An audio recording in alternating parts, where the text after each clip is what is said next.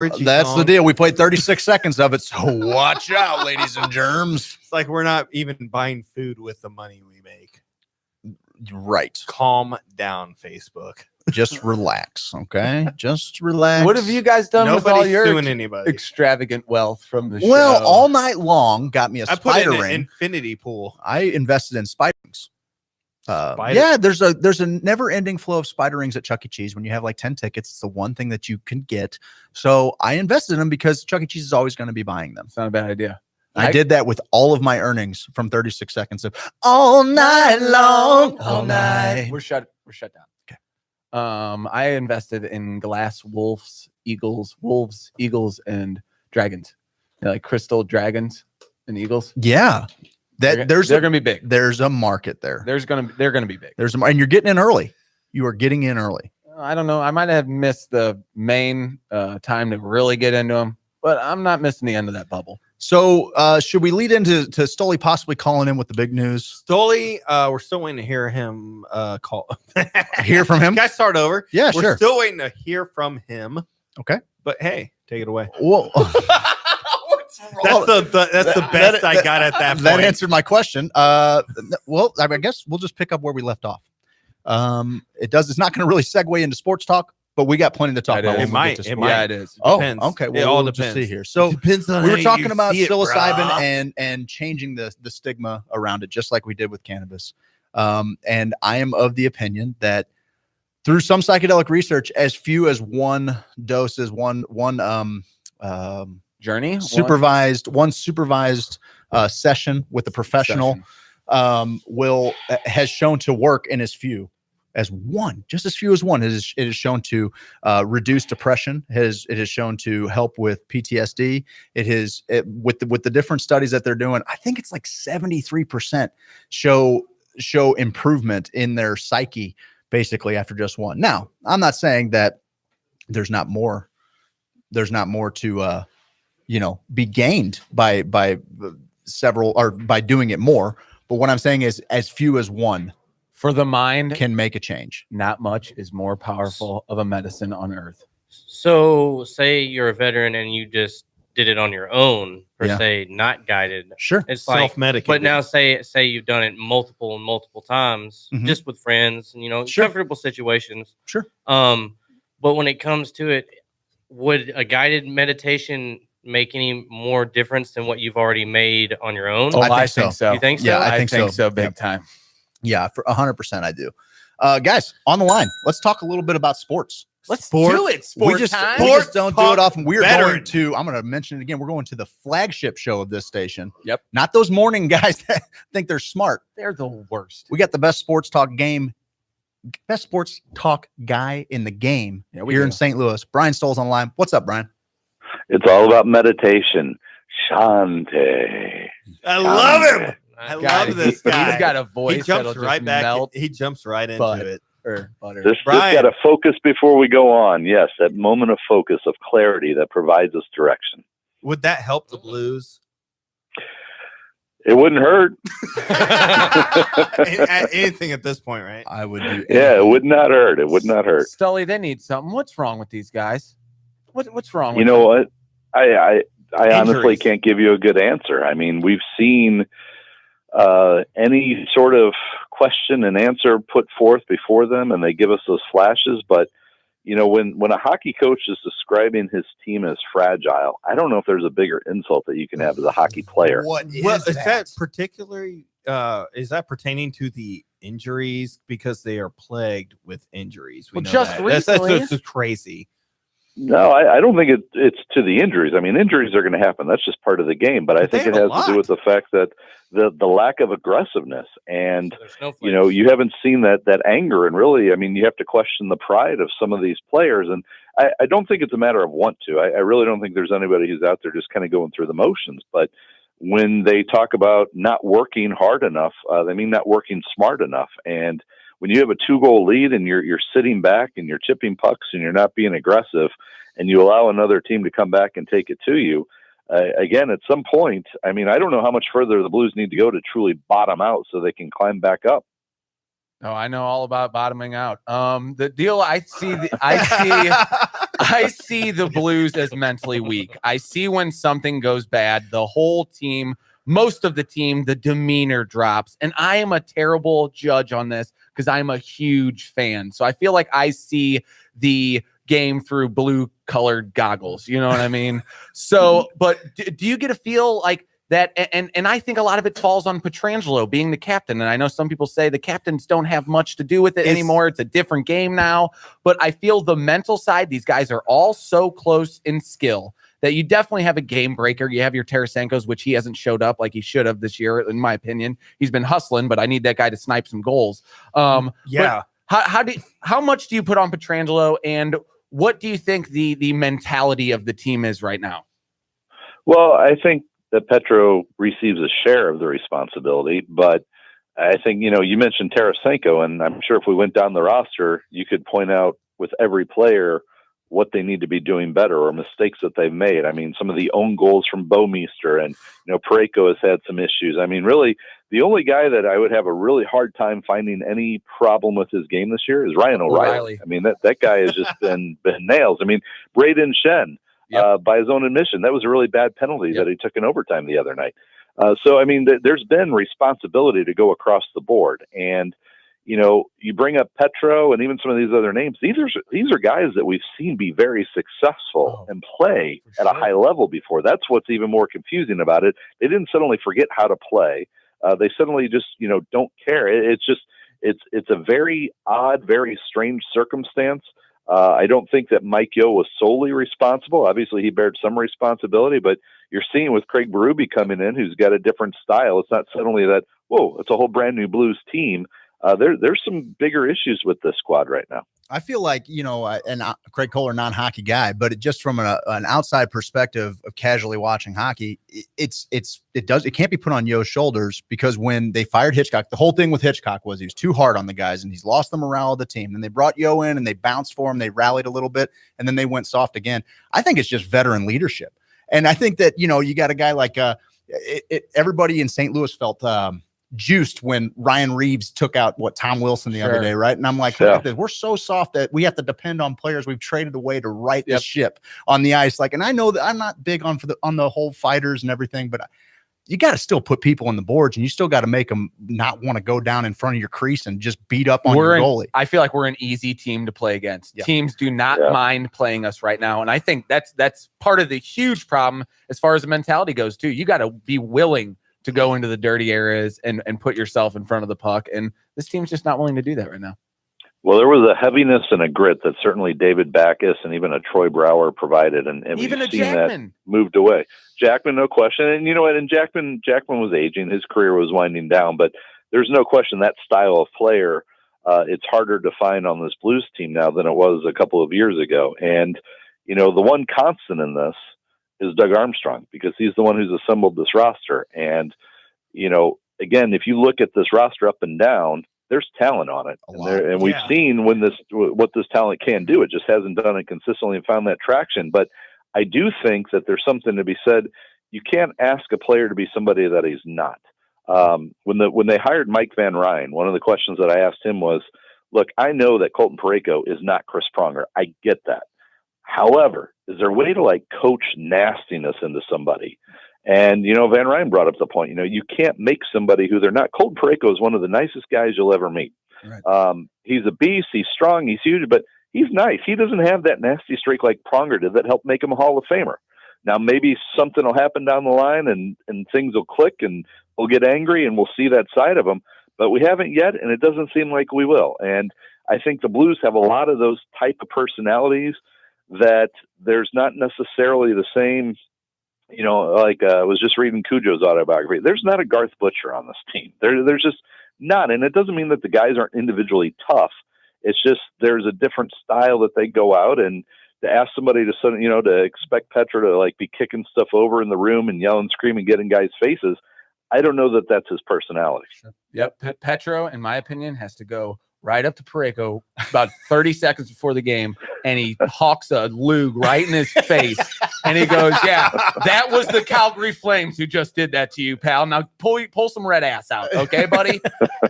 Hey, can we pivot to some some Positive, good news, some yeah, great let's do news. it. Let's Some do it. good Sure. news. Yeah. Stoley, I'm we not had some sure good I've news. been this excited Woo! about an acquisition in St. Louis, and I don't know, at least 15, 20 years. Yeah. But Paulie Goldschmidt, we got him for a couple of baseball cards, and it was But just Dead Bird Petey. yeah. I mean, I feel like What? Mo was wearing a ski mask on that deal. What are your thoughts on the whole It was Luke Weaver acquisition. and like two other guys. Carson Kelly and Yeah. some infield that Yeah. nobody's ever heard of? Yeah.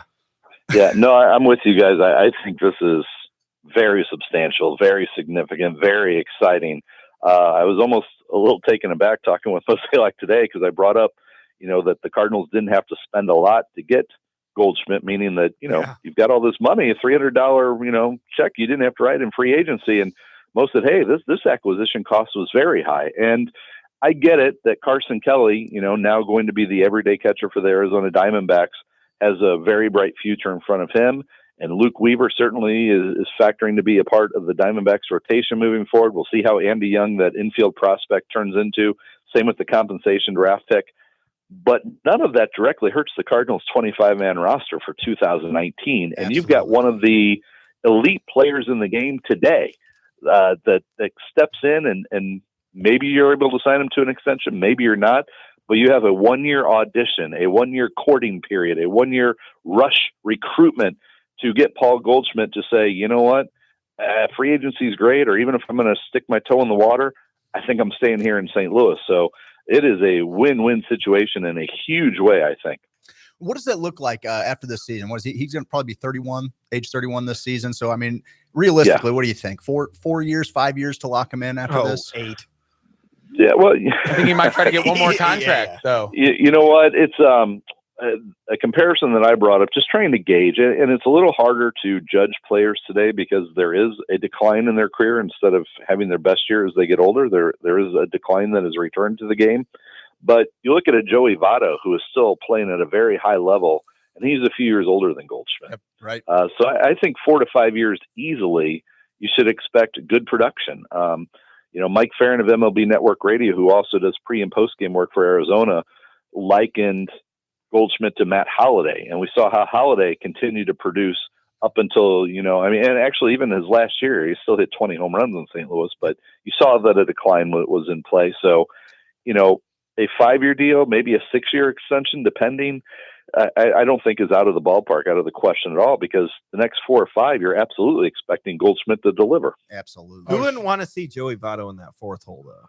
Well, we've got no room That would for him be- now. Oh, yeah, no. We need I was going to bring up Arenado. I'm talking about the lineup, the hitting. Hitting is my biggest thing. Joey Votto in the 4th hole, because that's been in the empty for how 4th long? hole. I like how you say it like A lot of people. 4th hole. A lot of people say it that way.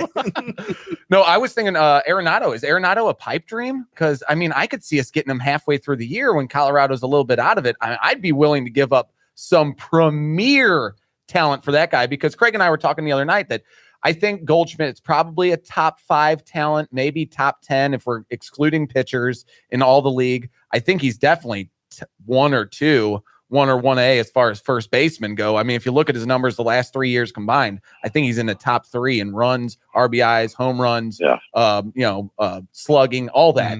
Mm-hmm. Where do you put Goldschmidt, and is Arenado a pipe dream? Well, I put Goldschmidt number 1 amongst the first basemen simply because, as you mentioned, since 2012, there's like 8 offensive categories, and he's number 1. Yes. So with all due respect to Votto, to Rizzo, to the other great first basemen that are out there, Goldschmidt's there, and his glove probably isn't talked about enough because he is a legit Gold Glove first baseman. Absolutely. So I would put Goldschmidt number 1, and I do agree. He's one of the top, 5 players in the game, period. In terms of Arenado, I think I wouldn't call it a pipe dream because, again, the Cardinals have the resources, but you got to look at this from Colorado's standpoint. Arenado's a little younger than Goldschmidt. Colorado is in a different spot as a franchise than the Diamondbacks are in terms of being competitive and being able to see the playoffs in the World Series within their reach. So I don't understand. Like, if I'm Colorado, Arenado's a guy that I'm keeping. I'm building around. I'm making sure that I replenish and enjoy his career because he is, a man. If he's not,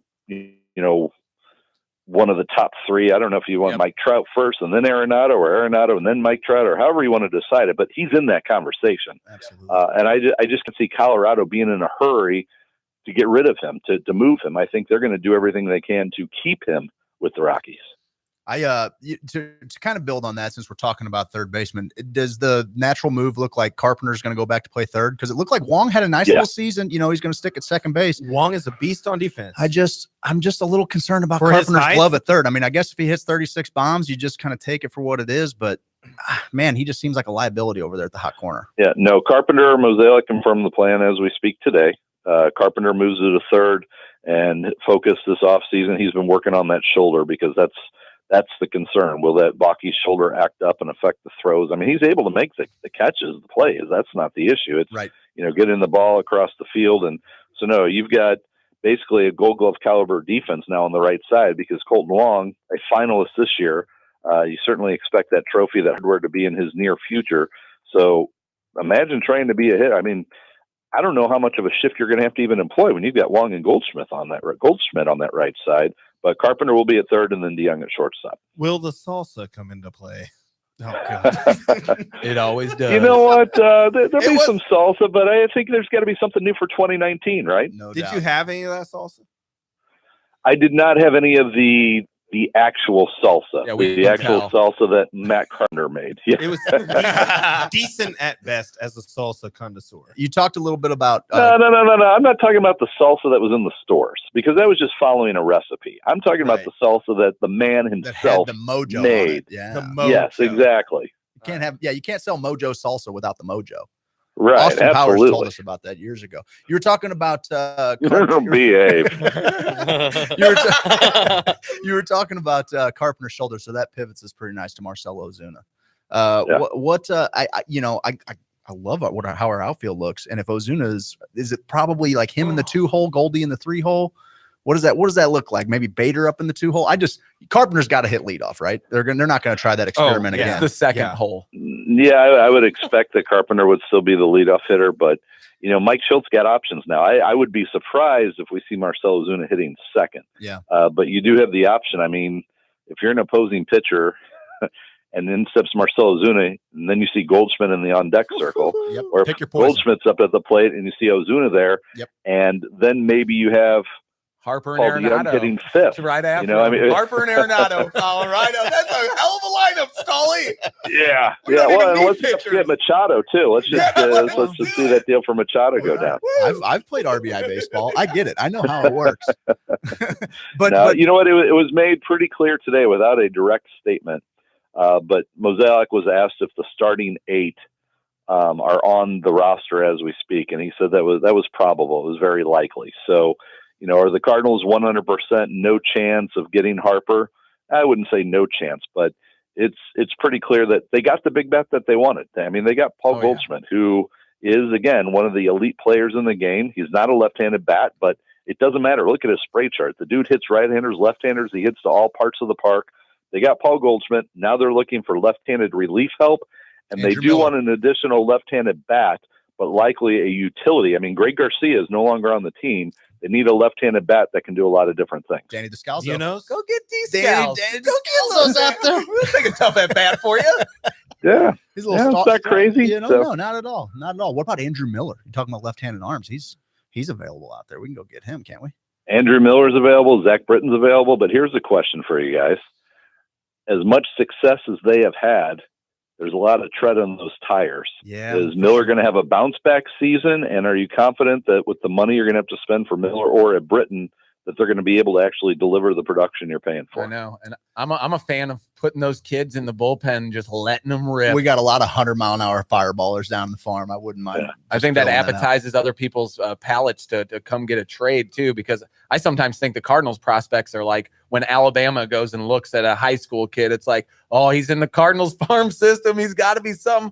I could see. Yeah. What do you see projected for Luke Weaver? You think he's ever going to be a 15-game winner? I think he can win 15 games. Doesn't matter. Yeah, I think he could win 15. I mean, he definitely needs to develop a third pitch or become more consistent with it, which is something that he acknowledged and was working on. I mean, we've seen him have good success, so it's not like it's there. Unfortunately for Luke, if he doesn't have a favorable strike zone, then hitters know that they can lay off of certain pitches because he doesn't pitch inside effectively or consistently, I guess I should say. And not having that third pitch that he can throw for strikes on a regular basis, they can lay off that changeup and they can, to come back over the plate and sit on that fastball, which even though he's got the good velo, when they can sit on it, they're going to hit him. And that's what they did. And, it's not that the umpires are bad all the time, but each umpire has their own strike zone. And if he's not getting that outside corner, it makes things very difficult for him right now. Man, I cannot wait for the parade down Market when Ozuna hands it to Goldie and then Goldie to Harp and then Harp to Arenado and then Arenado to Syndergaard. That's going to be a magical moment. And I want to switch gears real quick. We're getting up against a break here, but what about this MLS news? Where are we at with all the MLS news going on? Well, it passed the aldermanic vote, so now it's simply up to the MLS to approve St. Louis, my understanding. So things look very, very strong. I don't know what's not to like about this total package. It's amazing. So, we have to get the boots back I out. mean, yes, to have MLS coming to St. Louis. I'll be honest, I thought you were going to bring up the other big news of The the week, and that's XFL? the XFL. Hey, Yeah, baby. absolutely. Yeah, I was avoiding it on purpose. You know what, Sully? There's this little petulant child in me that hopes that we put 65,000 people in that dome every Saturday or Sunday or whenever they play and just show Jerry Jones how this baseball and basketball town gets up for football, even if it's XFL football. I hope it happens. While Man. the Rams are hoisting. I'm going. I'm buying hoisting tickets. the Super Bowl I'm going. trophy. You want to bring a enterprise to my city, and you're happy I'll to go. invest in it? I'm in. I'm buying tickets. I'm bringing the kids. Well, I'll tell you what, I think this is going to be a much better product and a stronger and healthier product overall, based on the fact that, they're basically taking 3 years to unroll this XFL, this version of the XFL. And they've gone about it organizationally very different than before. They kind of rushed it and the excitement to get it out before. And then they ran into problems like, players got hurt. Now where's the rest of our talent pool, and having a long enough training camp and all those sorts of things. That this time they're being very methodical in how they're planning and going about it.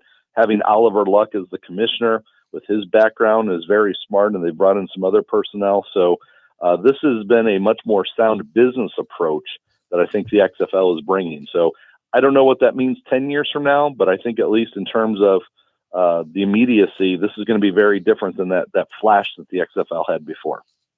Stoley. Yeah. We got a big fight coming up this weekend, UFC 231. We got Ortega and Holloway. Both guys are brawlers. Both guys are tough. Both guys are technically proficient at the same time. I can't imagine either one of them losing, but I'm going to have to take Ortega. Who do you got? Well, I probably would have gone with Ortega, but UFC canceled all of his media this morning, so I didn't get to talk with him. So now I'm hoping that Holloway knocks him out. just because of that. Fair enough. Just because of that. What about our girl JJ versus Valentina? You know what? JJ is really tough, but Valentina. Keep in mind, in their kickboxing days, Valentina's beat her. Well, Valentina's talked about like kicking trees and stuff, right? Yeah. Like kickboxer Van Damme. Yeah, she's and kicking trees. Yes, just so that it strengthened her foot. Yeah. They call it shin conditioning. That's rude. Yeah, I have a hard time going against that. So I'm going Valentina. So I love the trash talk. Colby Covington kind of had it given to him, didn't he? Mm-hmm. Was that the mom jean standoff? Yeah. That was great when she came out with those hiked up mom jeans and just got right, or aggressive mom jeans, I believe is what the morning show called it. Even though I'm the one that posted that, but yes, JJ was wearing the mom jeans and she looked aggressive and she looked ready to go. But I'm sorry, I hate to go against her, but I'm taking Valentina in this one. Yeah, I'm with you there. So. I love it, man. Stoley, thank you so much for coming on and enlightening our fans with some sports talk. We are not the place that they typically tune in for, but we are just so juiced about all this news that you were the guy that we came to. So we appreciate you joining us, pal. Well, it is my pleasure to be a guest on Hoosier Sophisticate because Seth can tell you, I think that is one of the all-time great names for a show. It is awesome. Thanks. I'll pat myself on the back for that one. Stoley, off. where can our fans listen to you and hear your stuff? Well, I'm on every day, noon to 1, right there on WGNU, but they can follow me on Twitter at StullySTL, or you can head over to stlbaseballweekly.com. Actually have the Paul Goldschmidt press conference, and I'll have more content up here in the next hours and over the weekend from all the events of today, including news about Yadier Molina's knee procedure next week. Oh, Awesome. baby. Big news. And we're going to have some UFC to talk after this weekend, too. Oh, yeah. Oh, yeah. Brian Stull, we appreciate you, buddy. Thank you so much. You got to have a great weekend, guys. Thanks. Guys, this is the first hour brought to you by James Carlton State Farm. Check out carltoninsurance.net. He's going to help you out with all your insurance needs, guys. 314-981-4600. 961-4800. 314-961-4800. really need to start typing things out. No, That's the first time usually it's that's ever, ever done that. 314-961-4800. carltoninsurance.net. Best insurance agent in the game. It's getting slick out there, ladies and germs. Let's make sure you're covered sufficiently. This is Hoosier Sophisticate on WGNU 920 AM. See you on the other side. This is AM 920 WGNU St. Louis. Hey, it's your pal, Stephen George Elgin. Many of you saw me get my bum tattooed on live video with our friends at Tower Classic Tattooing in the Grove. What? Obviously, many people trust my opinion, so I'm going to talk to you about my top 3 reasons why I regularly visit Parlor STL, and Seth is going to translate it for all you punk rock skater kids. First of all, the cocktail menu is better than any you will find anywhere in the city. Say word, son. They mix it up tight if you want to